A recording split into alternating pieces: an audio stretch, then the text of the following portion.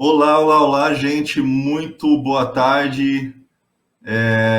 Vamos começar aqui um papo muito especial com a professora Margarete Rago, que está nos cedendo esse momento aí, desse sabadão, para trocar uma ideia sobre feminismo, sobre corpo, sobre sexualidade. Esta é a professora querida Margarete Rago. Muito obrigado, professora, por participar com a gente aqui hoje. A Marina também Ferreira aí nos acompanha hoje e eu vou tentar falar o menos possível para não atrapalhar vocês e, e deixar a professora Margarete brilhar hoje, inclusive com um livro novo. Professora, bem-vinda. Obrigada. Boa tarde a todas e todos. E é um prazer estar com vocês. Obrigada. Gente, eu vou começar já, Marina, se você me permitir. Eu ia fazer, eu até escrevi aqui, né, mania de escrever coisas, escrever roteiros, mas eu acho que não funciona bem com roteiro hoje, não. Queria fazer uma abertura, uma apresentação maravilhosa com rojões e tudo mais para a professora Margarete, mas é muito fácil dizer que a professora Margarete, além de uma grande historiadora, pesquisadora, doutora pela Unicamp, especialista aí no nosso querido Foucault também, né? E na história da sexualidade, colaborando com a história das mulheres, né? Além de tudo isso, que já é muita coisa, ela também é uma pessoa encantadora, que sempre que eu vejo uma palestra dela, eu fico querendo ser amigo dela. Aquele amigo que anda junto no recreio, sabe? E aí a gente resolveu convidar a professora Margarete para trocar uma ideia sobre esses temas com a gente hoje, que são temas muito atuais e muito necessários, né? Ainda mais no Brasil que a gente está vivendo de 2018 para cá, não somente, mas intensificado, que as violências contra as mulheres têm aumentado muito no Brasil, né? De forma institucionalizada. E ela está aqui hoje, acredito, para nos ajudar a entender e pensar tudo isso. Eu queria começar, professora, com uma pergunta que eu vi certa vez numa palestra da senhora e que me deixou sempre pensando mais do que eu já pensava, né? E aí, depois disso, a senhora fica livre para fazer o que quiser aqui, sem roteiro nenhum mesmo. E a gente vai dar um direcionamento e tudo, mas eu acho que essa pergunta aqui é ideal para a gente começar. Por que é difícil ter liberdade? Por que é difícil ser livre? Por que é difícil ser livre? Sustentar uma liberdade, professora? Bom, obrigada pela pergunta e obrigada pelo convite. Prazer em conhecê-los. E se você quiser ser meu amigo, eu fico muito feliz, porque tudo que nós estamos precisando atualmente é de amizade. Então é só você vir a São Paulo que a gente toma um café aqui na esquina, viu? Na boa. Outro dia eu estava dirigindo o carro e eu caí numa avenidona de São Paulo, sabe? E na esquina tinha um café, assim, muito aberto, mas tinha um texto do Rubem Alves na parede. E o texto falava isso que você está trazendo. Dizia assim, as pessoas têm tanto medo da liberdade que elas gostam mesmo da gaiola. E na gaiola elas se sentem muito confortáveis, mas elas ficam pensando que voar é uma delícia, só que elas querem mesmo ficar na gaiola. E toda vez que eu passo chegando na Faria Lima, que é uma avenida grande aqui em São Paulo, né? E eu fico pensando em tirar uma foto e ficar mandando para todo mundo esse trecho, né? Porque, claro, traz essa questão para a gente, por que as pessoas têm tanto medo da liberdade, né? E eu acho que, eu entendo também que as pessoas tenham medo da liberdade, porque a gente vive muita insegurança, a gente vive muito medo, né? Pensa essa história desse moço Lázaro aí, né? Aí eu fui falar para uma pessoa, nossa, já pensou se ele aparece em São Paulo? A pessoa falou, nossa, eu estava pensando a mesma coisa. Então, eu acho que, assim, primeiro que você vive um clima de muita insegurança. Um país que, bom, agora nem se fala. Vamos falar antes da pandemia, vai. Porque agora você vai falar que é por conta da pandemia. Mas antes, a insegurança é enorme, não é? Insegurança em todos os sentidos. Insegurança não só de você ser assaltado, ou de roubarem o seu CPF, ou sua senha, não sei o quê, mas a insegurança de você não saber se você vai ter futuro, se você vai conseguir ter dinheiro, se você vai conseguir fazer a universidade, se você vai entrar, se você vai... Quer dizer, o mundo é difícil, né? Demais. E eu acho que, assim, isso deixa as pessoas num estado de insegurança psíquica e emocional muito grande. E aí é difícil a questão da liberdade, porque aí as pessoas querem aconchego, segurança, não é pastor. Não é à toa que as religiões cresceram, né? Porque tudo que as pessoas querem é alguém que diga, vai por aqui, faz isso, faz aquilo, não é? O pastorado. Uma coisa que o Foucault está discutindo, né? Quer dizer, o que aconteceu que os antigos gregos achavam que cada um sabe de si. Eu não preciso de pastor para dizer o que eu devo comer, como eu devo ser, o que eu devo, quem sou eu, né? Quer dizer, um grego, né? O cidadão é um homem livre. Um homem livre é um homem que tem domínio sobre si, que sabe de si, que não é escravo dos outros, nem de si mesmo. O que quer dizer não ser escravo de si mesmo? Não é bêbado, não é drogado, porque o drogado é escravo das paixões, ele não tem autocontrole. Mas autocontrole não quer dizer renúncia, como vai ser no cristianismo. Então, ele está falando que para os gregos você tem que usar os prazeres. É o nome do livro do Foucault, o uso dos prazeres. Não é para negar os prazeres, isso é bom ter prazer, faz bem para a saúde. Mas você tem que, não pode ser escravo das paixões. Isso é uma questão de ser livre, temperante e ético. Então, no nosso mundo é o contrário, né? Ser formado a pensar que você tem um diabo no corpo. Começa por aí, pelo cristianismo. Santo Agostinho. Começa pensando que você tem... Século IV, hein? Você começa pensando que você tem o diabo no corpo. E, portanto, se você tem o diabo do corpo, você não sabe se é você que está querendo, se é o diabo que está fazendo você querer, porque ele está no seu corpo. Quer dizer, é um desacreditar de si assustador, né? Assustador se você compara com os gregos, que são a nossa origem. Da onde vem a palavra democracia? Da onde vem a palavra autonomia? Né? Da onde vem... Né? Da Grécia Antiga. Né? Eu não estou falando dos indígenas e de povos que... Estou falando de nós mesmos, da nossa origem, da nossa casa, da onde a gente vem. Quer dizer, a gente vem de uma tradição que defende que você sabe de você e você cuida de si e, portanto, você se trabalha para você se tornar uma pessoa ética, bela, livre. Quer dizer, a gente vive um mundo em que você aprende que você não sabe de si, que você deve se esquecer de si, que você deve renunciar a si, porque está errado você gostar de uma pessoa do mesmo sexo, está errado você gostar do não sei o quê, está errado. Quer dizer, você está sempre errado. E você tem um estado em que você é sempre suspeito. Você faz qualquer coisa que você faz, você tem que provar, né? Você tem que ter um papel assinado dizendo que você cursou aquele curso.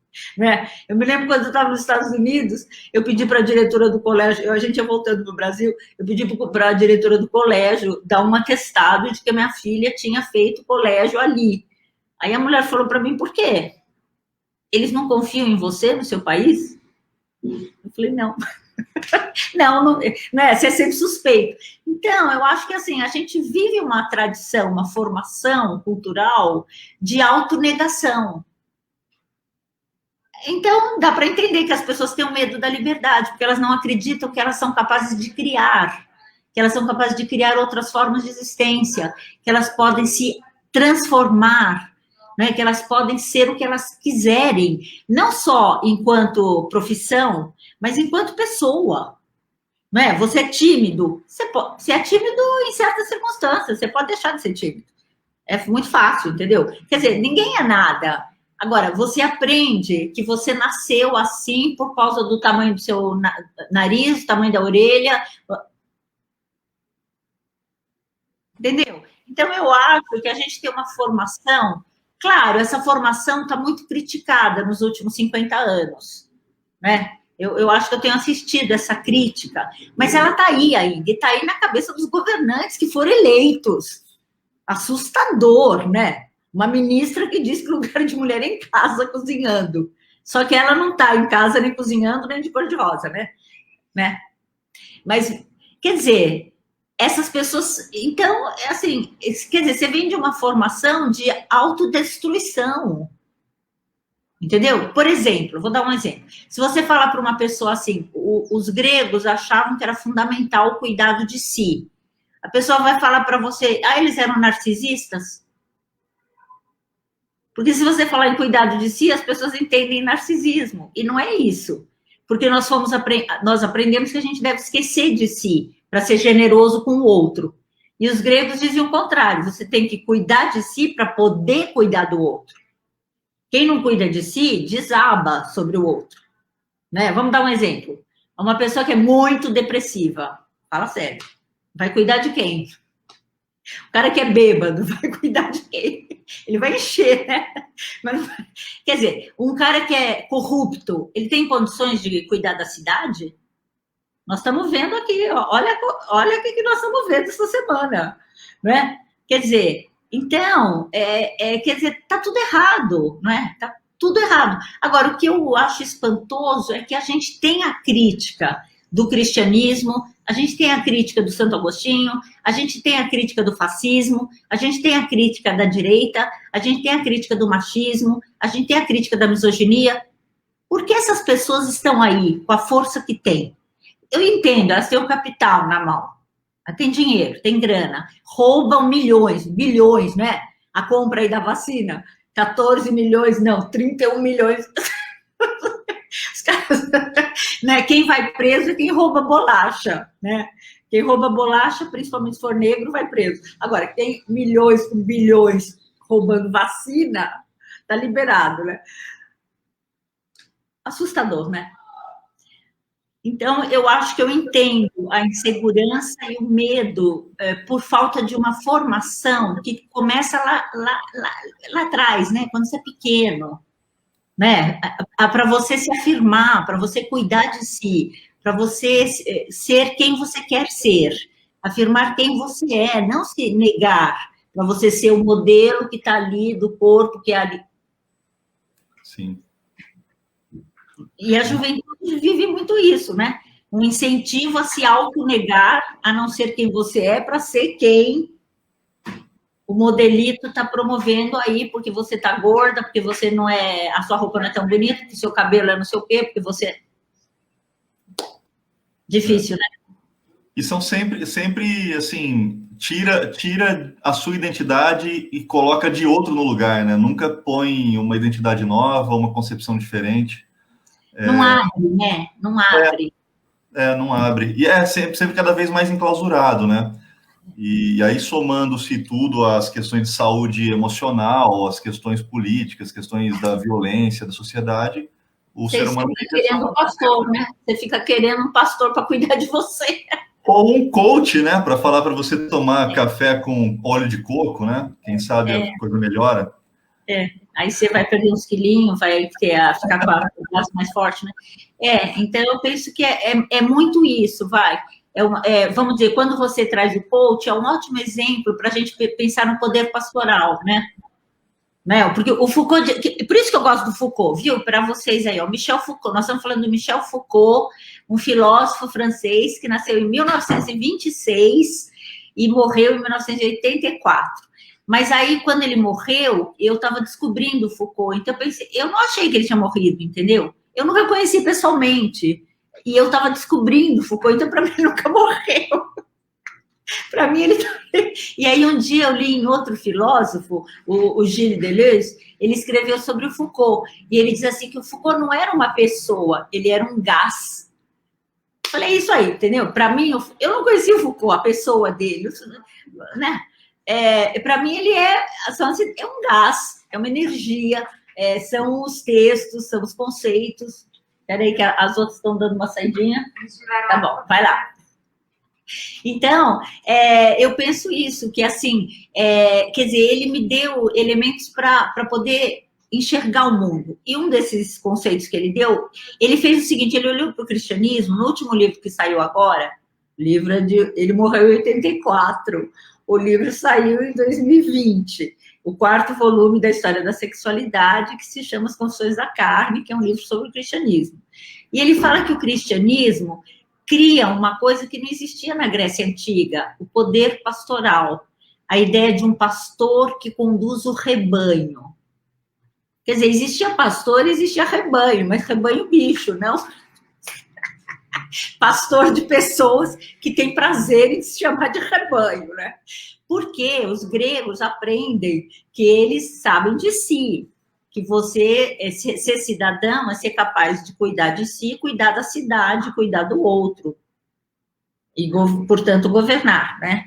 Então, e aí ele vai dizer, o cristianismo disse que você não sabe de si, ele cria uma cisão no indivíduo, ele diz, você não sabe se é você ou é o diabo no corpo, os gregos não têm diabo no corpo, né? A gente tem, e aí você vai achar que você está sempre errado. Então, Foucault diz assim, são duas coisas que o cristianismo traz, o poder pastoral, essa relação pastor-rebanho, o pastor conduz e o rebanho obedece, ininterruptamente, o rebanho como grupo e o rebanho individualmente, e o pastor conduz, e é o pastor que sabe não sei como, porque ele é enviado de Deus. E a segunda coisa que o cristianismo traz é a confissão. Você tem que se confessar, porque o outro vai dizer quem você é, porque você não sabe de você. Então, você precisa se confessar para o outro e dizer, olha, você errou porque você fez isso. O outro que te explica e interpreta os seus atos. E o Foucault vai dizer que isso é um modo de sujeição, porque nesse momento você põe os óculos do outro para olhar para você. Então, eu vou dizer, eu fiz um aborto, o outro diz assim, você é uma criminosa. Eu não acho que eu sou criminosa, para ele é crime. Então, eu vou me olhar com o olhar dele. Então, o Foucault diz que isso é uma sujeição. Então, são duas coisas, e o Foucault fala o seguinte, que poder pastoral e confissão saíram da igreja e caiu no mundo. Então, você tem essa relação com o professor, com seu pai, com o namorado, com o marido. Você está sempre se confessando, a gente está sempre se confessando, pedindo desculpas, está sempre se confessando culpado. E sempre esperando que o pastor diga para você qual é o caminho. Isso é a destruição da liberdade, é a destruição da autonomia, é a destruição do que poderia ser uma democracia, né? Então, você precisa do Estado, você precisa do Estado autoritário, você precisa da polícia, você precisa... Porque você é um perigo, em princípio. Que ideia é essa, meu? Se você pensa que você é um perigo, eu estou com medo de mim. Eu vou ficar com medo de mim, não é? Então, assim, é um mundo muito louco, né? Esse mundo que a gente herda e é formado, e no qual a gente é formado. E o que eu acho muito assustador é que, assim, a gente tem a crítica no ato, entendeu? Na época que as pessoas estão falando essas coisas, tem os críticos, mas os críticos, como eles passam? Primeiro, não passam. Quando passam, eles passam ao contrário. Exemplo, os anarquistas. Os anarquistas passam como o quê? Outro dia eu li um artigo na Folha de São Paulo, que tem feito artigos muito bons e muito críticos, né? De uma pessoa crítica também. O artigo chamava Anarquia Militar. Aí me deu vontade de chorar, entendeu? Porque anarquia, então, militar, quer dizer bagunça. Ela estava falando desse caos do exército. Mas anarquia ser bagunça? Anarquia é o contrário, é uma doutrina política que acredita que você pode... que a sociedade sabe mais de si do que o Estado. Que a sociedade se resolve muito bem, não precisa do Estado para ficar dizendo o que ela deve fazer. Que a sociedade sabe muito bem fazer autogestão, organizar a produção, que as comunidades, se as pessoas se organizarem em comunidades, em grupos, em coletivos, elas sabem muito bem gerir. Então, os anarquistas acreditam nisso. Entendeu? Agora, eles passam para a história como o quê? Como bagunceiros. Agora, o feminismo está em alta.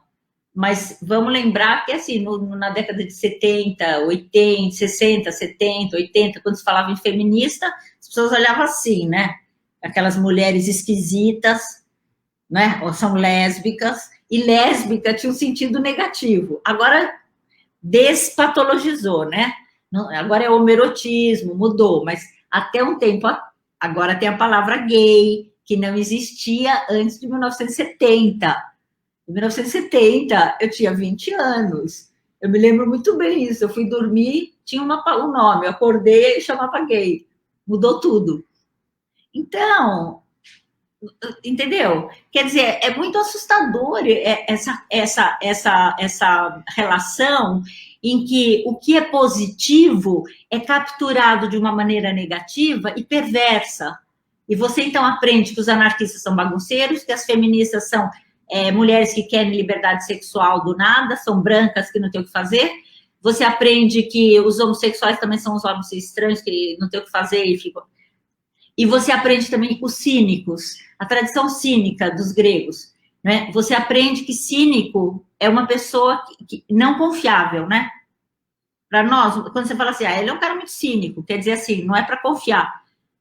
Quando você vai ler um livro do Foucault sobre a história dos cínicos, o livro chama A Coragem da Verdade.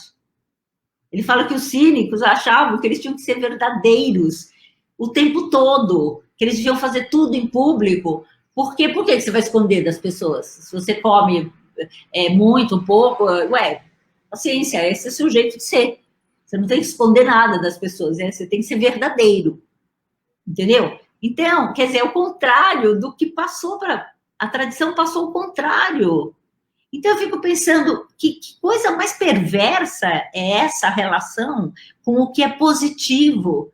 O que é positivo é capturado, transformado em negativo para você legitimar um modo de ser que é muito violento, que é muito excludente, que vai dizer que bonito é ser branco, caucasiano, e que negro é inferior, que indígena é inferior, que mulher é inferior, que não sei o que é inferior, que não sei o que é inferior. Quem que sobra? Os caras que estão ali em cima, né? Roubando, na boa, assim. E estão lá, e não cai, né? E não cai. Não, gente, não. Eu estou pensando que o mundo é um hospício, viu? Realmente está assustador o hospício. Não, o problema é que eles não caem e se perpetuam ainda, né? E continuam e criam mais bases sólidas e a gente vai ficando relegado à loucura. A loucura é pro pobre, é para quem não está na elite, né? A gente é levado a acreditar que a gente está errado mesmo e que reclamar é loucura, né? Tem que aceitar. É interessante. A senhora falou da história das confissões no Foucault, ou melhor, da confissão do Foucault. Eu lembro até os trechos quando ele traz para a gente aquela ideia da confissão ser uma coisa tão sistemática, que as pessoas começaram a ser obrigadas a se confessar, chegava um ponto que não tinha mais o que confessar, já estava criando histórias eróticas para os padres, e os padres já estavam se esbaldando no erotismo, porque a única fonte de erotismo deles era a confissão, era meio que uma ditadura, né? Confessa aí o que você fez, mesmo se você não tiver feito, né? Você me fez pensar num filme que eu vi há pouco tempo na Netflix, que se chama Silenciadas, que é uma história das bruxas. Vocês viram? A Marina viu? E os inquisidores, né? Eles falam assim tá vendo? Você estava comendo tomate porque o tomate é vermelho. Sabe o que você queria com isso, né? Deixar escorrer. Você está querendo me seduzir. Então, assim, é assustador, entendeu? Assim, a perversão do olhar dos inquisidores sobre umas mocinhas que, né, estão vivendo, né? E como eles vão transformando aqueles pequenos gestos em bruxaria, em diabo, em mal. Sim. Desculpa, Marina, mas até para trazer para você... É a suplementação e continuação do patriarcado, né, que vem desde o início e se sustenta até, inclusive, eu lembro bem em uma das palestras com a senhora, trouxe a ideia da arquitetura fálica, né, tudo muito masculino e tudo mais, e a Marina, inclusive, ela é coordenadora de uns coletivos nossos aqui, que é o Setorial Mulheres aqui da cidade, e elas debatem esses temas quinzenalmente, semanalmente. Vou reiterar aqui, como eu sempre reitero, professora Margarete, que a Marina sempre me proíbe de participar desses encontros. Ô, Marina, não seja cruel. E eu fico sofrendo aqui, porque eu estudo, e ela me deixa. Deixa a Marina, vamos ver a Marina. Fala aí, Marina. Não, eu só na sua fala, né, eu fiquei pensando um pouco sobre essa questão da bruxa, né, que a Silvia Federici, né, que é uma feminista italiana, né, ela traz muito isso, né, que as feministas atuais, né, tem que voltar, né, trazer de volta essa figura da bruxa, né, que dentro da sua fala, né, entra muito nisso, né, era aquela figura de caçar, demonizar, né, essas mulheres que, de alguma forma, eram mais provocantes, né, ou que tinha uma característica mais diferente, né, então, o quanto que, né, esses estereótipos, né, esses estigmas, que vem da bruxa, né, da Idade Média, né, ainda estão presentes, né, porque hoje ainda a gente tem é a prostituta, é a travesti, né, e aí essas figuras são demonizadas e sexualizadas, né, então o quanto que isso está totalmente, a gente tem que olhar, né, aquele negócio, a letra do Cazuza, né, olhar para o passado, né, para ver o que está acontecendo ainda hoje, né, e olhar com esse olhar crítico, né. Mas você sabia que a Eva, porque assim, quem é responsável pela queda é a Eva, né? É a Eva. Porque a Eva, ela é muito curiosa, entendeu? E a Eva quer saber tudo. E Deus não quer que as pessoas sejam tão curiosas. E como ela é curiosa, ela desobedece, entendeu? E as bruxas têm outros saberes. As parteiras têm outros saberes. As prostitutas têm outros saberes. Então, tem a ver com essa história da Eva, que ela é responsável pela queda da humanidade, não é só do Adão, é da humanidade, né? Mas porque ela é inquieta e ela é muito curiosa, e as mulheres são muito tagarelas, elas são muito, entendeu como que é? As mulheres são perigosas, porque se você não controla, não põe lá na casa, diz para ela que ela nasceu para ser mãe, fica quietinha lá fazendo bolo... Elas caem no mundo e olha aí o que acontece, entendeu? Começa a criticar tudo, começa a falar que é patriarcado, começa a dizer que essa arquitetura é fálica, começa a dizer que a caneta é um pênis, começa... Não, gente, assim, é melhor dar risada porque é tão louco, né? Hoje. É tão louco hoje, mas pensa que as bruxas foram para a fogueira. Pensa que Eva é uma figura condenada e formou um imaginário em que as mulheres que são independentes estão erradas, porque mulher que é mulher não pode ser independente, porque mulher não é tão racional como os homens. Por isso que eu gostei de conversar com o pessoal da matemática, porque eles estavam falando que eles aprenderam, né, assim, na história, que a matemática era uma coisa para os homens, porque os homens que pensam mesmo. As mulheres, sabe como é, né? Elas são boas para literatura, assim, imaginação, né? Assim, para poesia e tal. Mas o que eu acho engraçado, eu tenho uma amiga que é feminista brilhante, que é a Norma Teles, ela fala, só que hoje a imaginação está em alta, né? Porque para você criar outros modos de existência, outros mundos, você precisa imaginar. Né? Para você inventar outras coisas, tem que ter imaginação. E se a imaginação é coisa das mulheres, então o mundo será, a revolução será feminista, como diz a Silvia Federici, né? Então, assim, não, é uma tradição. Eu queria indicar para vocês um livro maravilhoso que foi publicado pela Companhia das Letras também, que se chama Ascensão e Queda de Adão e Eva. Gente, é imperdível. E o autor é um professor da Harvard, já velho, aposentado, especialista em Shakespeare. Mas ele fez uma história do mito de Adão e Eva, e quando eu li, eu falei, eu não acredito, entendeu? Eu não sabia essas histórias todas, assim, eu não sabia nada do que ele está contando.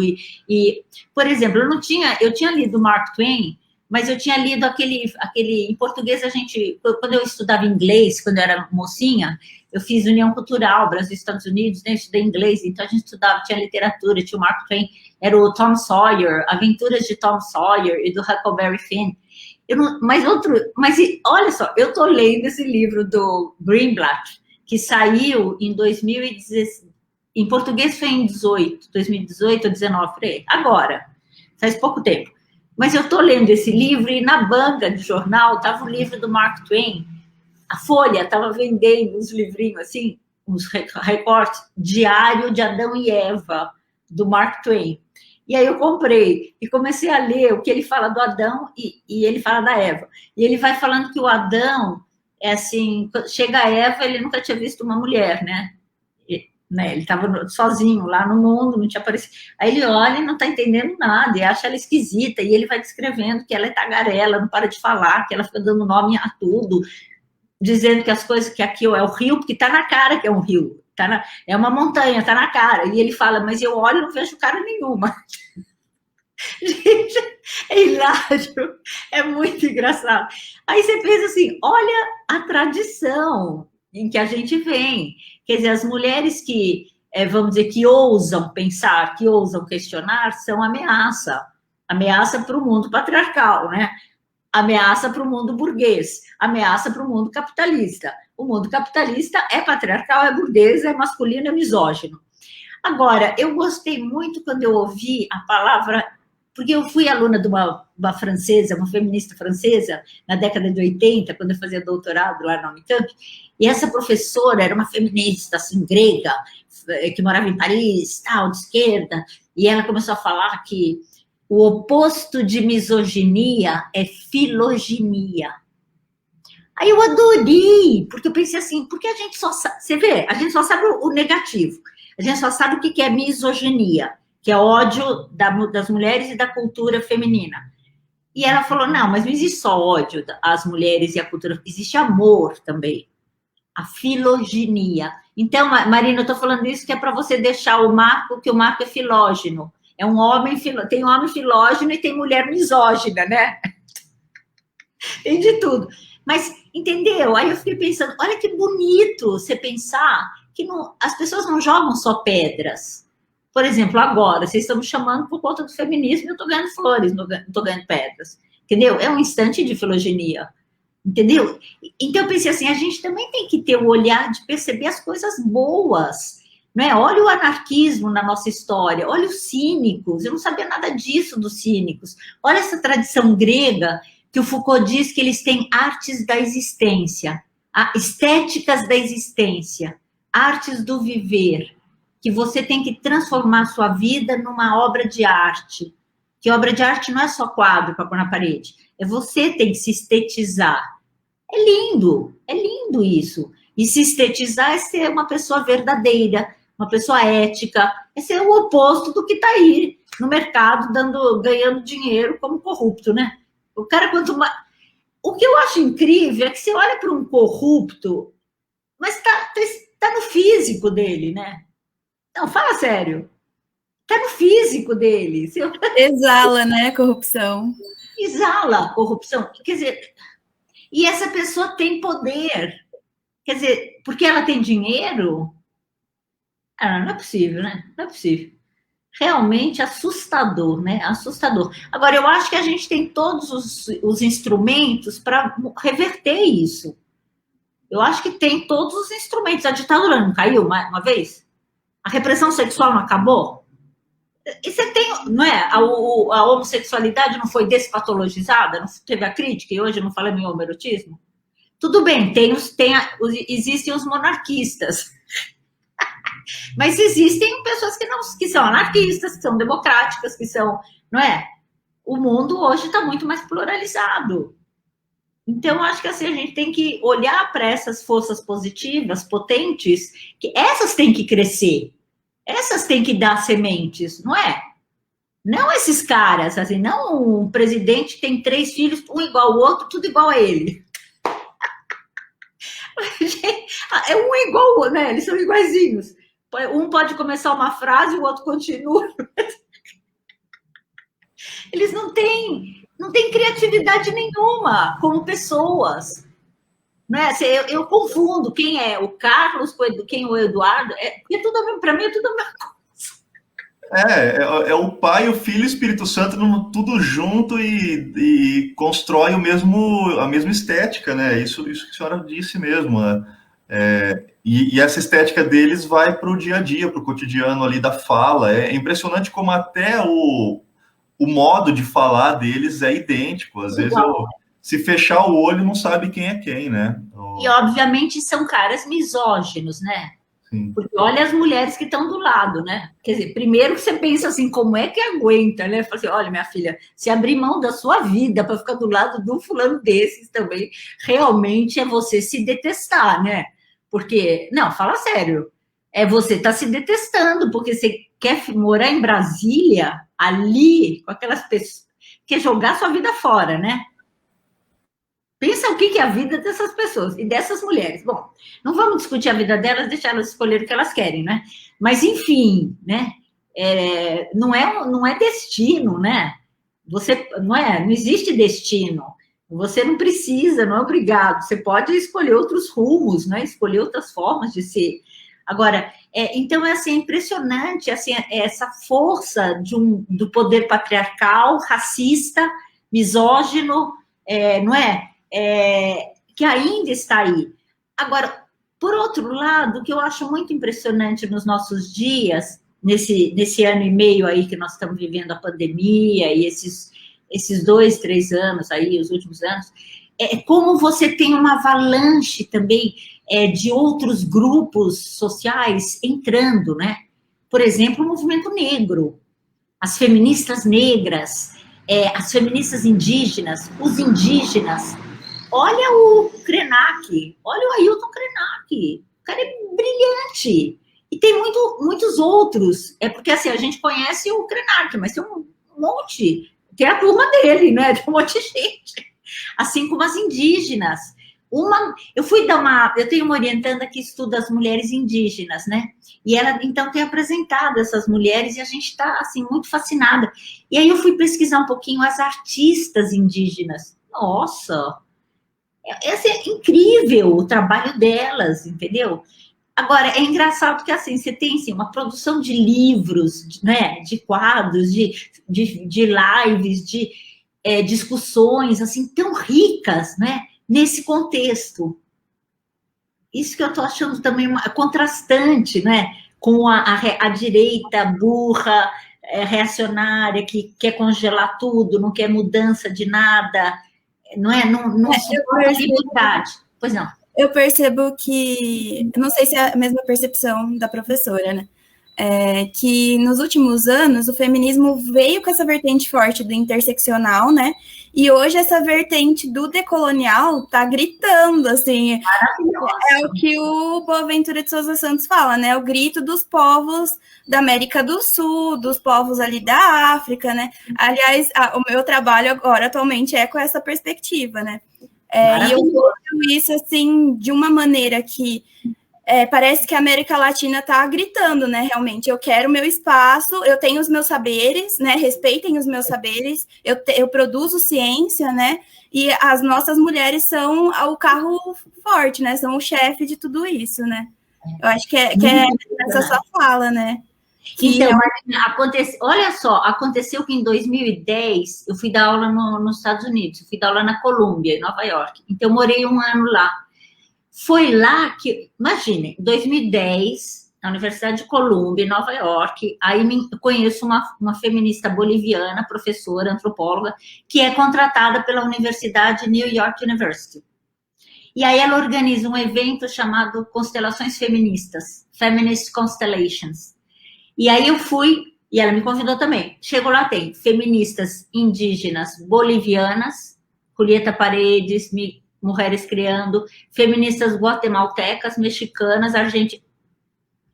Gente, mas eu preciso ir para Nova York para conhecer o feminismo latino-americano? Eu fiquei chocada, porque assim, eu moro em São Paulo, entendeu? Eu fiz a USP, eu fiz a Unicamp, eu sou ligada à União de Mulheres de São Paulo, eu conheço todo mundo, entendeu?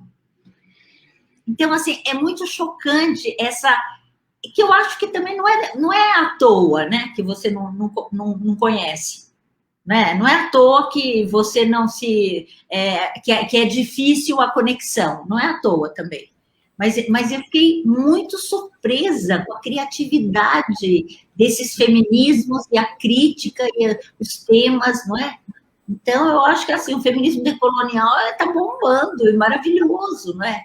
E não só o feminismo decolonial, toda essa virada decolonial, né, de pensar a colonialidade, né, do poder, do ser, né, que tem muito a ver com a filosofia da diferença, que é o Foucault, o Deleuze, né, o Derrida. Tanto que a palavra desconstrução, que vem do Derrida, é arroz com feijão no feminismo, né?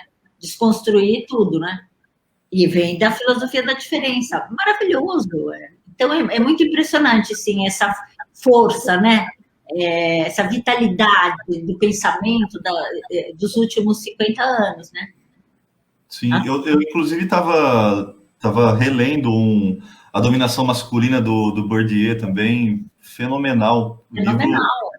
Livro, impressionante. Um que virou meu norte também é a história do patriarcado, da Gerda Lerner, que também é fabuloso, porque ela traz o patriarcado desde os sumérios, né? Ela faz uma historiografia gigantesca até os dias atuais, assim. A Criação do Patriarcado, se eu não me engano, é o nome desse livro, e uma das precursoras da história das mulheres nos Estados Unidos, né? Vem lá do final dos anos 70. São livros antigos, né? O Bourdieu, eu não me lembro quando é o texto dele, mas é antes da década, acho que é década de 90, né? Esse texto, A Dominação Masculina. Eu acho que é anterior até. Faz tempo, né? Uhum. Então, assim, é realmente muito impressionante. Agora, às vezes eu fico pensando assim, puxa, pois não. Eu fico pensando assim, até 1970, as mulheres não tinham passado. Você pensou isso? Que quando eu fiz história na USP, eu fiz história antes de 70, eu fiz entre 67 e 70. Não existia história das mulheres. Quer dizer, não é uma coisa louca? Quer dizer, a gente não sabia quem era Berta Lutz, nunca tinha ouvido falar na Maria Lacerda de Moura, nunca tinha ouvido falar das anarquistas, das socialistas, das comunistas, das escritoras, das compositoras da música popular brasileira, das artistas. A gente não sabia nada, das cientistas. Não tinha história. Até mesmo essa questão, professora, que você falou que você fez uma fala para o curso de matemática, né? Uma das primeiras, as primeiras teorias da matemática são baseadas em estudos de uma mulher, né? E ninguém fala dela. Ela passa batido para eles, né? Então, você está pensando na Hipátia? Isso. Não é? Então, e eu achei interessante porque esse professor, acho que ele é da UFMG, mas ele estava nesse evento de Campina Grande. Ele tem textos sobre as primeiras matemáticas. Eu conheci a Hipátia porque, enfim, a gente tem uma revista, também se vocês quiserem conhecer, é www.labris, com Y, labrys.net.br. Tem 31 números, feita pela Tânia Swain, que é uma historiadora que se aposentou agora, tal, mas tem 31 números, assim, online, maravilhosa a revista. E aí tinha a professora Salma, fez um texto sobre a Hipátia, entendeu? E aí eu fiquei conhecendo a Hipátia, astrônoma, matemática, que foi assassinada. Que, aliás, foi assassinada, entendeu? Foi assassinada, porque ousou saber demais, né? Então, não é? Quer dizer, então, assim, a contribuição feminina é enorme, sem dúvida alguma, e a gente está vendo isso hoje, né? A gente está vendo as mulheres dizendo na arquitetura que a cidade não precisa ser fálica, esta é fálica, mas pode ser outra coisa, né? Que a ginecologia não precisa ser desse jeito, pode ser de outro jeito, enfim, que a história pode fazer a história das mulheres. Bom, entrar a história das mulheres quer dizer entrar o mundo feminino, então quer dizer o quê? História da vida privada. 5 volumes agora, né? Quer dizer, já faz tempo, mas são 5 volumes. História do corpo, história das emoções. Tá faltando a história da subjetividade. Daqui a pouco vai aparecer, mas é que quem inaugurou isso foi Michel Foucault, que veio falar que nós temos que fazer a história de quem nós somos, que é a história da subjetividade. Ainda não apareceu, eu ainda não vi, mas os últimos 4 volumes que eu vi foi da história das emoções, né?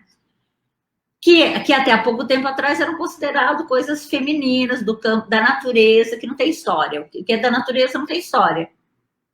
Né? Então, quando essa oposição binária, público-privado, cultura-natureza, homem, mulher, branco, negro, foi desfeita, aí abriu espaço para entrar tudo, né? Para ter história do cheiro.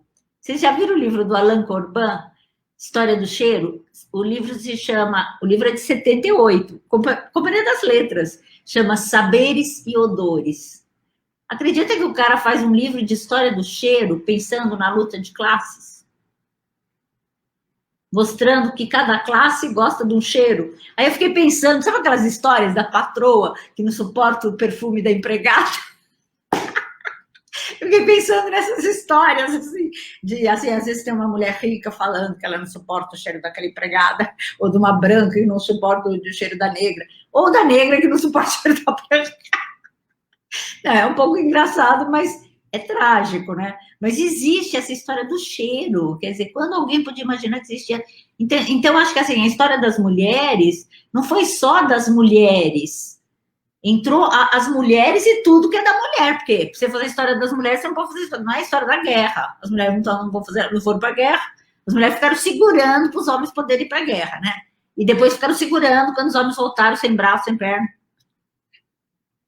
Né? Então as mulheres seguraram tudo, né, para eles poderem ir e voltar, né? Então fazer história das mulheres não é fazer história do exército, da política, é fazer história da vida privada, do amor e do sexo, né? Porque aí é Michel Foucault, né? Porque a sociedade burguesa olha para a mulher e enxerga sexo. E agora nós estamos descobrindo que não é só a sociedade burguesa, é porque a sociedade burguesa bebe no cristianismo. Né? Eu não tinha entendido por que todos os médicos que eu lia, porque quando eu fiz tese sobre história da prostituição, eu fiz um doutorado em história da prostituição. Meu livro se chama Os Prazeres da Noite. E é um livro sobre história da prostituição entre 1890 e 1930. Então, eu não tive contato com prostitutas, eu tive um contato com arquivo. Mas para fazer a pesquisa, eu fui parar na Faculdade de Medicina, porque quem sabia de prostituição eram os médicos, porque eles estavam higienizando as cidades e definindo onde que deveria ser o bairro da prostituição, onde deveria ser os colégios, onde deveria ser o bairro comercial, entendeu? Por uma questão de higiene. Tanto que o bairro em São Paulo da elite chama Higienópolis. Higienópolis, cidade da higiene, né? Então, e o bairro da prostituição foi ser o Bom Retiro, o Brás, né? Aqui em São Paulo. Mas isso aconteceu em todo mundo capitalista, né? Esses médicos que estão preocupados com a peste, como que a gente faz para as pessoas não morrerem, né? Para a peste não... Da onde que ela vem a peste? Então, eles vão lá ver as prisões, ver os hospitais, ver... todos os lugares que eles acham, os bairros pobres, e o bairro da prostituição, porque pode ter o perigo da sífilis. Né? Então, são eles que vão fazer trabalhos de sociologia, entendeu? Então, para eu fazer história da prostituição, eu fui parar na Faculdade de Medicina, no Rio de Janeiro, um espetáculo, São Paulo também, né? Então, assim, e eu não entendia por que todos esses médicos falavam do Santo Agostinho, mas eu nunca tinha lido Santo Agostinho. Quer dizer, eles estão falando do Santo Agostinho, que é do século IV. Agora, com esse livro do Foucault, eu fui atrás para ver o que o Santo Agostinho está falando. E o Santo Agostinho, segundo Foucault, inventa o pecado original. Não é que não existia essa narrativa, mas a forma que ela ganha, que predomina na nossa cabeça, vem dele, que virou santo. O amigo dele, o Tertuliano, não virou santo porque a igreja achou que ele não estava falando bem o que ela queria. E não só o Agostinho virou santo, como ele fez a mãe dele virar santa. Isso está no Jacques Le Goff, O Nascimento do Purgatório, esse grande historiador, que é a Mônica. Também não sabia que a Santa Mônica é a mãe de Santo Agostinho, que vivia pegando no pé dele, porque ele era meio, gandaiava muito, e a mãe queria um filho casto, né? Aí, de repente, ele virou casto e virou Santo Agostinho, escreveu um livro chamado Confissões, e inventou o pecado original. Inventou essa história de que você tem o diabo no corpo, que é o sexo, a libido. Quer dizer, e o mundo, vamos dizer, o mundo capitalista, né, o Foucault vai dizer isso, né? Tudo, o sexo vira rei. Você vender um carro, você tem uma bunda de mulher. Agora você tem um rapaz, né? Antigamente era uma mulher, né? Ampliou, né? Para vender o carro. Mas não era assim. Quer dizer, e você falava baixinho, quer dizer, atrás de você tem uma bunda e você fala baixinho a palavra masturbação, né? Entendeu? Então, quer dizer, e as mulheres, é óbvio, a questão do sexo tem a ver com as mulheres, né? As mulheres que são olhadas como vamos dizer, as que têm a sexualidade mais, e as negras nem se fale, né? Eu acho que, assim, existem muitos trabalhos hoje mostrando como o corpo das negras foi sexualizado, erotizado, violentado, né? Porque você dizer que a negra... Porque quando você diz que uma pessoa é muito sensual, você está querendo dizer o quê? Que ela é menos racional, tá? Se o mundo na sua cabeça é dividido entre os racionais, os homens brancos e os irracionais, a sensualidade não está aqui, né? Está aqui. Está nos negros, está nas negras, entendeu? Quer dizer, os brancos racionais têm que guiar aqueles que são incompetentes, que não sabem se guiar, têm que ser governados. Obediência de um grupo para o outro. Poder pastoral. É muita violência, não é? Pelo amor de Deus. Demais. É verdade, tem razão. Cansa, né? Cansa pensar tudo isso porque tá para todo lado, né, professora? Tá para todo lado. A senhora falou um momento atrás aí da Norma Telles. Foi ela que escreveu o prefácio do livro novo da senhora, inclusive, né? Aliás, foi ela que me falou para eu pôr esse título. Olha, ela fez aqui essa parte, a orelha, entendeu? Porque a Norma é uma referência para o meu grupo, sabe? Ela tem uma tese, ela pesquisou muito as escritoras brasileiras do século XIX. Só que essas escritoras brasileiras do século XIX não constam dos livros de história da literatura brasileira. Nos livros de história da literatura brasileira, não tem as escritoras brasileiras, porque os caras que organizavam os livros achavam que, sabe, a mulher está sempre viajando, né, sabe? A mulher é fantasia pura. Aquilo não é literatura. Aquilo na literatura não entra, entendeu? E assim, e ela tem um livro lindíssimo também da editora Intermeios, chamado Encantações. Imaginação literária e escritoras no século XIX, uma coisa assim, que foi a tese de doutorado dela, e eu peguei a tese dela e levei na editora e fiz publicar, entendeu? Porque, assim, uma coisa maravilhosa você descobrir as nossas escritoras que ninguém sabe, só sabem os homens, só tem o José de Alencar, o Eça de Queiroz, o Machado de Assis, o Eça é português, né? O Machado de Assis, o Oswald de Andrade, o Mário de Andrade. Tudo bem, tem homens brilhantes, mas cadê as mulheres? Por que a gente não sabe quem é a Júlia Lopes de Almeida, a Carmen Dolores? E uma outra pesquisadora do grupo, que agora já terminou assim, o pós-doc dela, mas ela tem uma pesquisa imensa, que vale a pena vocês trazerem, a Ana Carol Murguel, Ana Carolina Arruda de Toledo Murguel. Ela trabalha com as compositoras da música popular brasileira.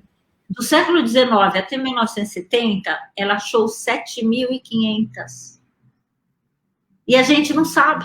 Você conhece 5. Se eu perguntar, fala aí o nome de algumas compositoras brasileiras. Não agora, porque agora ela desbloqueou, né? Agora tem um monte.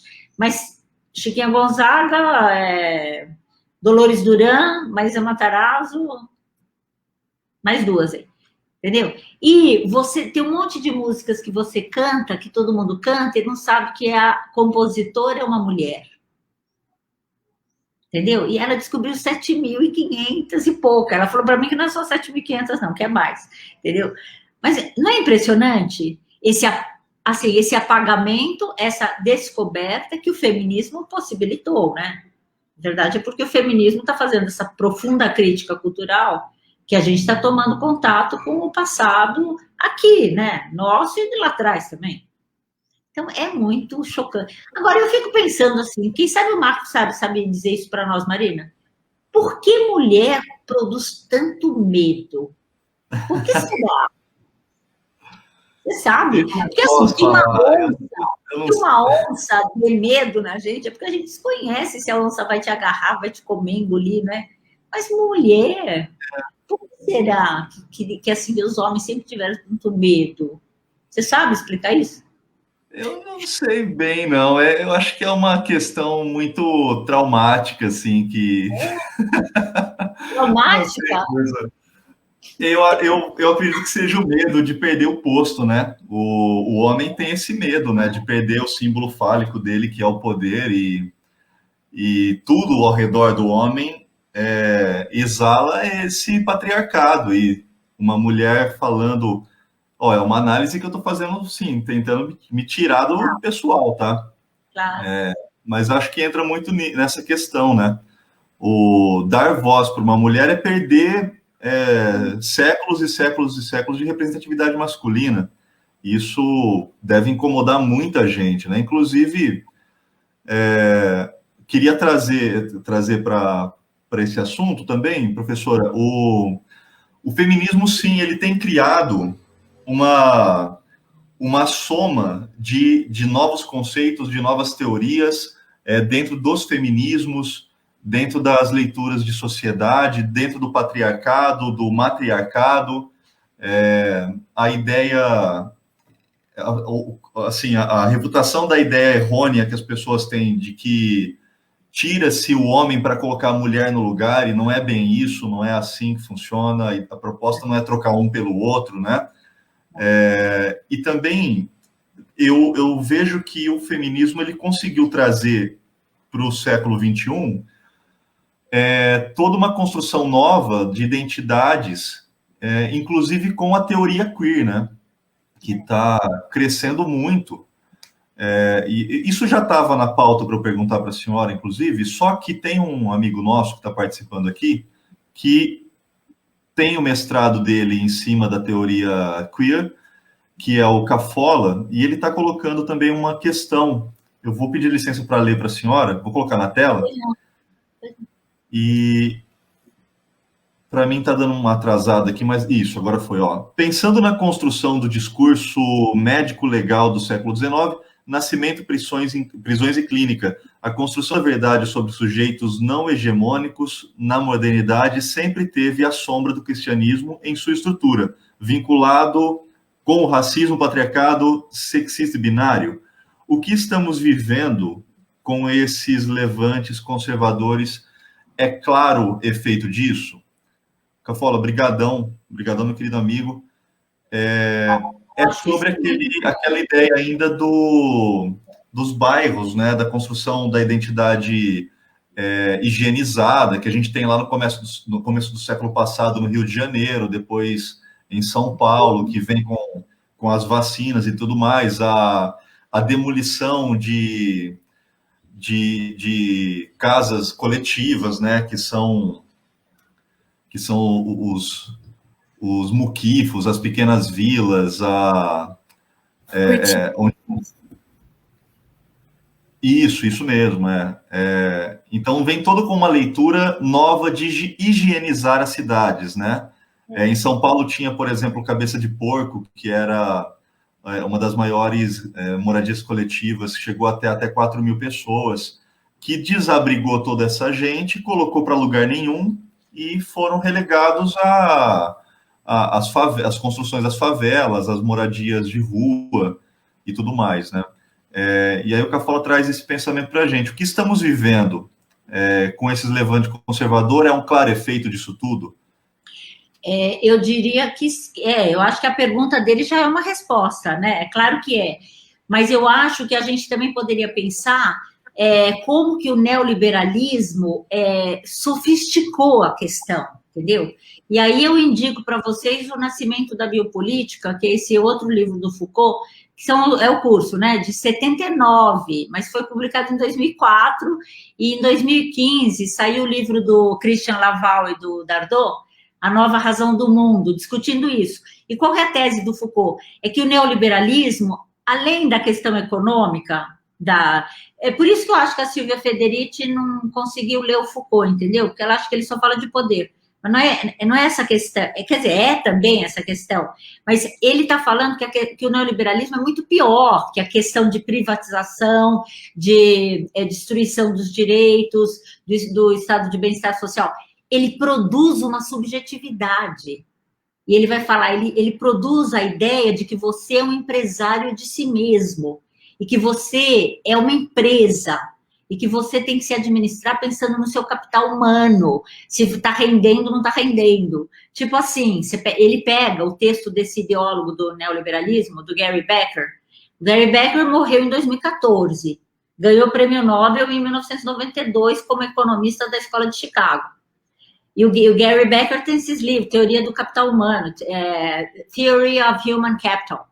E o Gary Becker diz assim, se você vai casar, pensa bem, porque você é uma empresa e você tem que fazer render sua empresa, tem que expandir a empresa.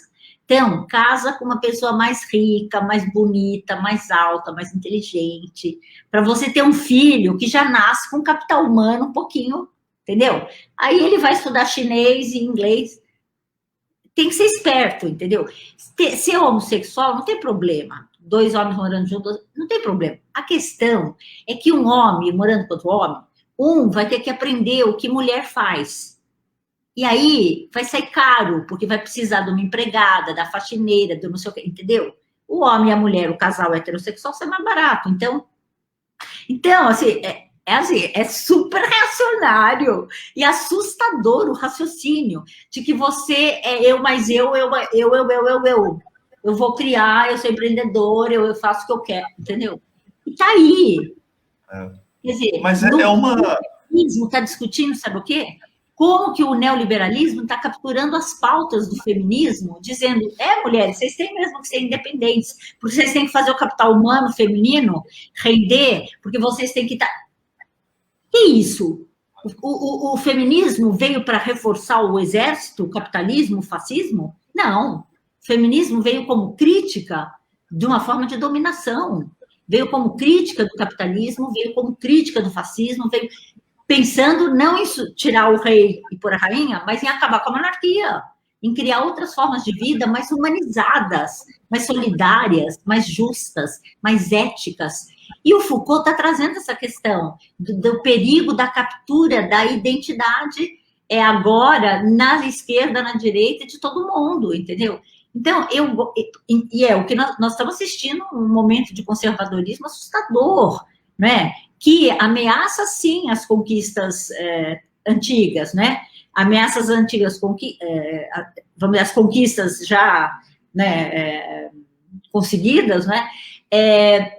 Mas que também tem história. Claro que o neoliberalismo não nasceu hoje, né? E que tem história e bebe, sim, na teoria da degenerescência, que é o que ele está citando aí, né, do século XIX, que é o discurso médico jurídico, que vai dizer que algumas pessoas nasceram com o quadril grande, umas mulheres, essas vão ser prostitutas, entendeu? É a degenerada nata. Dr. Cesare Lombroso, nome de rua de São Paulo, no bairro do Bom Retiro, que era o bairro da prostituição, e que, para higienizar, tirou o nome daquela rua e pôs o nome dele. E ele diz que existe o delinquente nato, que é o homem vagabundo, e a degenerada nata. Não é a delinquente nata, é a degenerada. Tem sexo, né? Para olhar para a mulher, tem sexo. Para o homem, não. O vagabundo aqui não quer trabalhar. É trabalho para pensar o homem, sexo para pensar a mulher. E ele vai dizer que as pessoas nascem assim, está no corpo, entendeu? Está no crânio, é o tipo de cabeça. A cabeça é pequena, entendeu? Quer dizer, então você mata, porque nasceu assim, pode matar, porque é destino. Ora, a filosofia da diferença veio fazer a crítica dessas teorias, da teoria da degenerescência, mostrando como isso é um pensamento que não é do século XVIII, nem do século XVII, que, aliás, é a burguesia falando contra a nobreza, porque o homem da nobreza, né, o homem daqui que circulava nas cortes do rei Luís XIV, usava salto alto, usava roupa colorida e se pintava, né? E as mulheres não eram a rainha do lar, não existia a rainha do lar. A burguesia vem falar, olha aqui, isso aqui é homem, isso é efeminado, homem que é homem é cinza, né? Cabelo curto. Mulher que é mulher é no lar e quer ser mãe. Quer dizer, a burguesia entra no século XIX criticando a sociedade aristocrática dos séculos XVII e XVIII, né? E aí ganha o capitalismo urbano industrial. E é esse modelo hegemônico que caiu no mundo, né? Quer dizer, as elites brasileiras iam estudar nas faculdades de medicina da Europa para trazer aqui o Dr. Lombroso, que ganhou rua. Agora tem shopping, sabia? Tem o Lombroso Mall. Eu ainda não fui lá, mas deve ter medição craniana, entendeu? Então, quer dizer, o que você me diz? Bom, quando eu fiz a história da prostituição, como eu disse para vocês, eu não conhecia as prostitutas. Mas quando eu publiquei o livro, elas me telefonaram. As prostitutas do Rio de Janeiro, lideradas pela Gabriela Leite, que já faleceu, que era líder, né? Fundou o movimento das trabalhadoras do sexo. E elas me chamaram e me levaram lá e eu fui conhecer a zona. E eu levei um susto, porque eu fazia outro setor que eu não conhecia prostitutas do Rio de Janeiro que leram meu livro, fizeram um lançamento e me disseram muito obrigada porque você nos pôs na história. E nós não tínhamos história. E sem história não existe cidadania. Acredita que eu ouvi isso das prostitutas? Eu falei, não acredito. A melhor aula de história que eu tive na minha vida, eu vi das prostitutas negras do Rio de Janeiro. Inacreditável. Por que a rua César de Lombroso não chama Gabriela Leite? Por que o shopping, então, não chama Gabriela Leite? Eu entendo que quem tem a grana tem a cabeça do outro que está lá em cima, né? Quer dizer, não pensa. É burro. E prejudica não só a humanidade, mas prejudica seus filhos também. Porque na elite não existe gay? Não tem feminista na elite? Os filhos, primos, não tem ninguém que é ecológico, que gosta do Krenak, que foi estudar lá em Berlim, que não tem ninguém. Assustador, né? É assustador. Professora, exatamente sobre isso. A gente tem um Brasil que, assim, esse pensamento me leva a pensar que talvez a gente só consiga compreender toda essa transformação do feminismo, dos feminismos e das lutas que estão acontecendo agora daqui a um século, por exemplo. Por quê? Porque o Brasil, historicamente, não lida com as questões nos momentos devidos, né? A gente tem um país que até hoje não fala sobre o racismo, não fala sobre a escravidão. Está falando, você não acha que está falando? Atualmente, eu acho que está falando muito. Tá falando, eu vejo que está falando mais, mas agora, assim, ó, demorou quanto tempo, né? 500 anos. Exato, a escravidão indígena, então, né? Que pouco se fala também, toda a violência com as mulheres durante o século passado, a violência trabalhista, por exemplo, das mulheres contra as mulheres, e hoje a gente está tendo uma introdução de novos temas na fala, né? Na concepção diária, né? Não que já não existissem, claro. O meu medo é de que isso seja soterrado em cima de tantas outras questões do neoliberalismo e fique para ser realmente discutido daqui a um século. Mas o que me deixa animado com isso tudo é que realmente todas essas pautas dos feminismos, elas estão revivendo e trazendo para o discurso todas essas outras questões passadas, né? Claro. Não, Marco, eu acho que você não deveria ficar desanimado, não, sabe? Eu acho o contrário, porque, assim, vamos dizer, eu olho para minha filha, olho para minha orientanda, elas são muito mais feministas do que eu. Muito mais, entendeu? O que, assim, um cara me assediava, para elas, o cara não chega nem perto, que elas dão um murro na cara, entendeu? Quer dizer, é outra postura, chega de outro jeito, não tem mais, entendeu? Mudou muito. Verdade que nós temos essas notícias do cara que chacoalha a mulher e joga assim pela janela, né? Mas as mulheres mudaram muito, e os homens, e também nasceram outros homens. Olha você que está aqui fazendo essa live. Não é uma mulher feminista que está fazendo, é um homem filógeno, entendeu? Então, eu acho que tem que ver os ganhos, porque os homens não têm mais a cabeça daqueles homens de 70, 80 anos, que também mudaram. Né? O meu pai, por exemplo, ele já morreu com 93 anos. Ele aprendeu a cozinhar com 70. Com 70 anos ele foi para a cozinha. Maravilhoso, né? Mas era era 1970, entendeu? Tava tudo mudando. Então, eu acho que, assim, os jovens...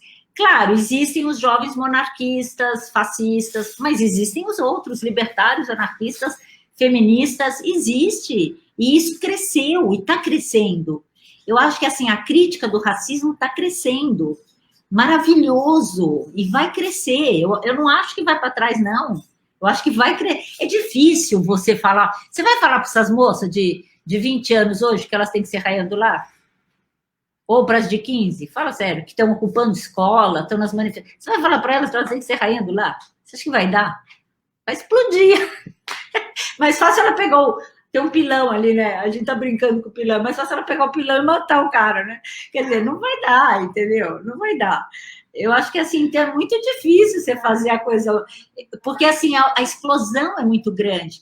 Eu acho que o perigo é de outra ordem, né? O perigo é essa captura neoliberal que é muito sutil, que fala a mesma coisa que o feminismo. Isso, mulheres, vocês têm que ser livres, porque vocês são lindas, maravilhosas, e o seu capital humano tem que render.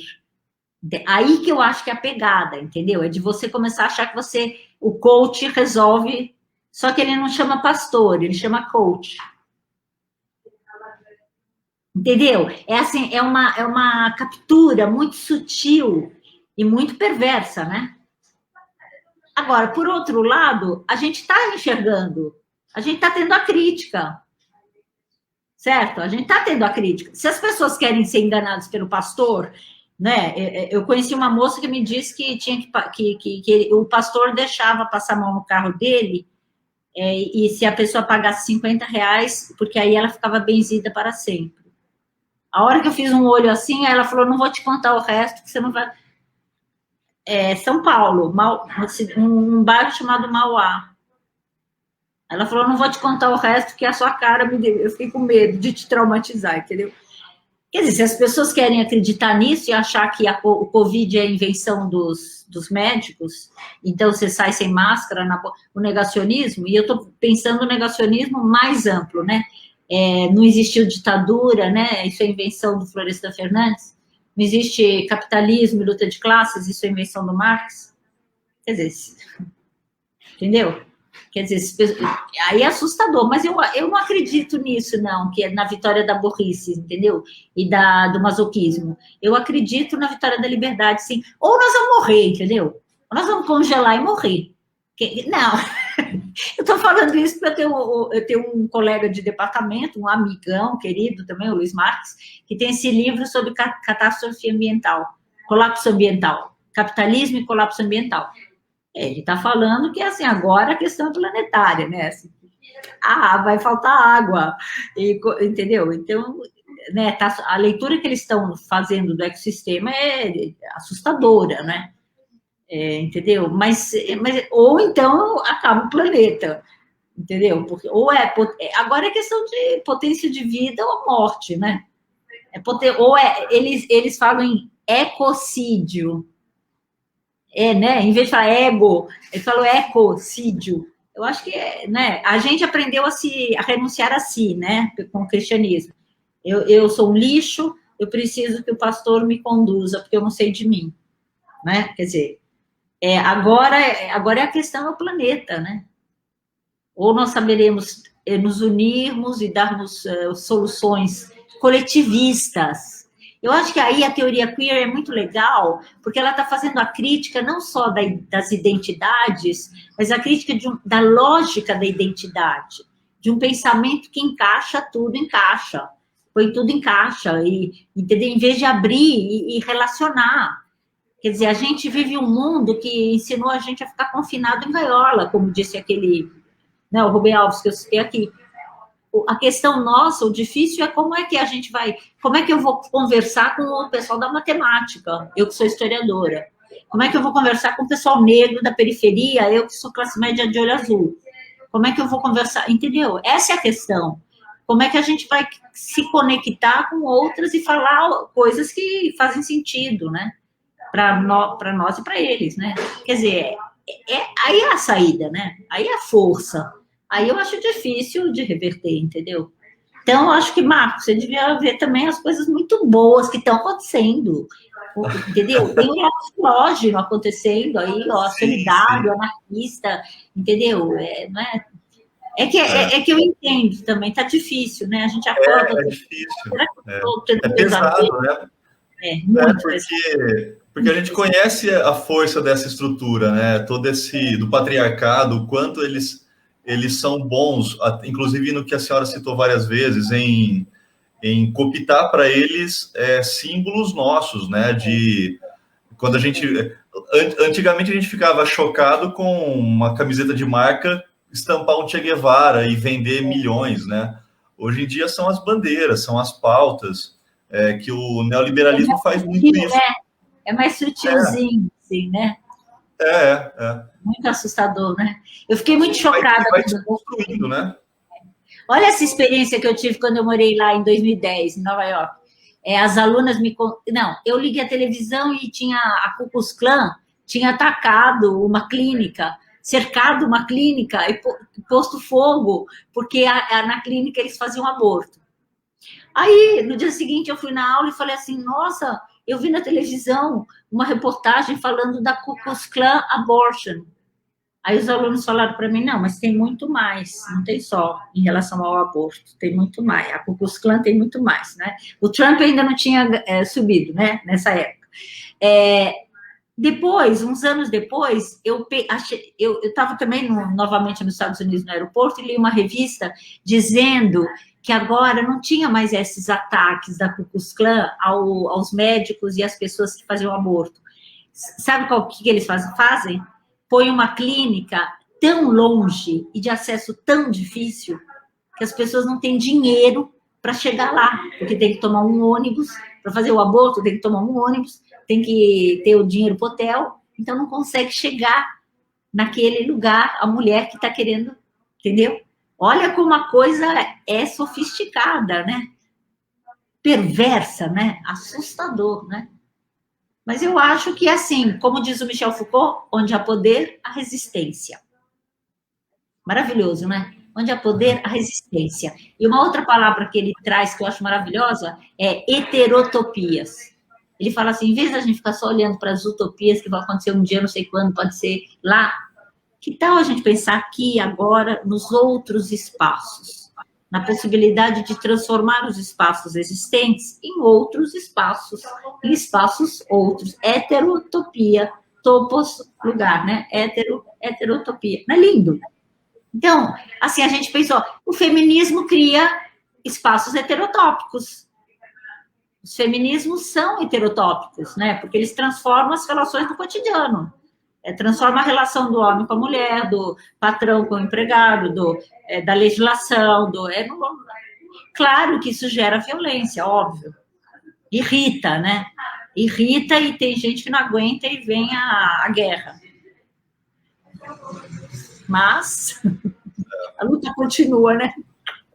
Tem que continuar, professora, tem que continuar. A segunda manifestação na Paulista foi bem maior do que a anterior, hein? Isso! Nas duas. Eu vi muita foto da senhora lá e eu me enchi de orgulho. E a terceira agora vai ser maior ainda, hein? Vai ser maior ainda, entendeu? Então é isso aí, eu acho que a luta continua. Né? Eu acho que é importante de potencializar o positivo. Porque tem uma coisa que no Brasil a gente olha muito para o negativo, entendeu? Assim, tem uma coisa de autoestima muito baixa no Brasil. E quando eu morei nos Estados Unidos, eu reparei que americano não fala mal de si. Eles falam mal dos indianos, deles, eles se acham. Eu falei, nossa, mas olha para nós, né? Nós temos Vila Lobos, Jobim, olha os músicos brasileiros, é Elis Regina, olha... Não, por favor, né? Olha os cineastas, as cineastas, pelo amor de Deus. Tem gente boa, não? Como tem gente boa que compete no mercado internacional e tira de letra. É bem isso. É bem Brasil, isso. essa riqueza que inclusive lá eles estudam e aqui não, né? A gente pega o Tom Zé, por exemplo, ou o próprio Tom Jobim, Chico Buarque, são Tom Zé é uma história, né? De uma pessoa que demorou para ser reconhecida, né? E olha, o cara é brilhante, né? Então, isso, 7.500 compositoras da música popular brasileira. Exato. Que a gente não conhece, mas canta a música da Bidu Reis. Ninguém sabe quem é a Bidu Reis. Impressionante, né? Mas eu fico feliz de saber, né? Que bom, né? Que bom saber que tem esse bando de gente para conhecer. Eu acho que é isso, né? É saber que existem tantas pessoas desconhecidas que a gente tem que trazer para perto, né? E quanto mais gente desconhecida para a gente agregar, melhor, né? Não ficar só com aquela meia dúzia lá, não, né? Se quiser chamar algum pessoal do meu grupo, eu indico, as pessoas vêm na boa. Um melhor que o outro. Tem psicanalista, tem os historiadores, né? Mas tem pós-doc psicanalista, tem uma turma muito, muito boa mesmo, muito vibrante, assim, que traz... Já queremos, certeza. Vamos marcar com todo mundo aí. Marca assim que o pessoal vem na boa, e tem um melhor que o outro. É impressionante uma juventude inteligente, né? Sabe, o meu irmão gêmeo disse para mim assim, Marga, nós estamos ferrados, viu? Não vai dar para competir, porque o chip deles é outro. São mais rápidos, mais agilizados. Né? O mundo não é para a minha geração, o mundo agora é para os mais jovens, né? Concorda? Então, assim, enfim, tem que dar conta de muita coisa simultaneamente, né? A interseccionalidade, a transdisciplinariedade, é muita coisa, muita informação, você tem tudo chip mesmo, né? Sim. Professora, eu só vou avisar que a gente está 1h20 já, e eu não quero, acho que a Marina também não, ocupar muito a senhora, porque a senhora tem tudo o que fazer aí na casa da sua filha, mas eu queria passar para a Marina, para ela tocar agora até quanto ela quiser, se não, se deixar para mim, eu fico a noite inteira com a senhora aqui, aí já... A gente não acaba nunca, porque tem muito papo. Vamos finalizar, tá bom. Vamos marcar uma próxima, a gente finaliza. Marina, manda lá. Vamos, claro. E aí, Marina, fica à vontade. E eu só tenho a agradecer, assim, porque estar hoje com a professora Margarete Rago aqui, para mim, além de um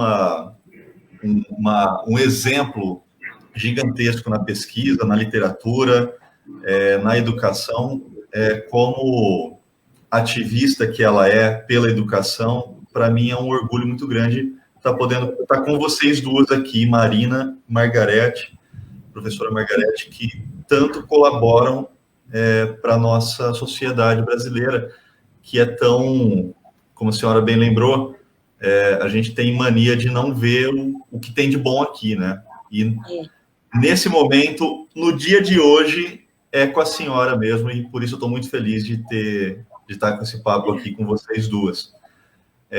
Marina, é contigo, senão eu não paro de falar, eu já lembrei, faltou o cabelinho. É verdade.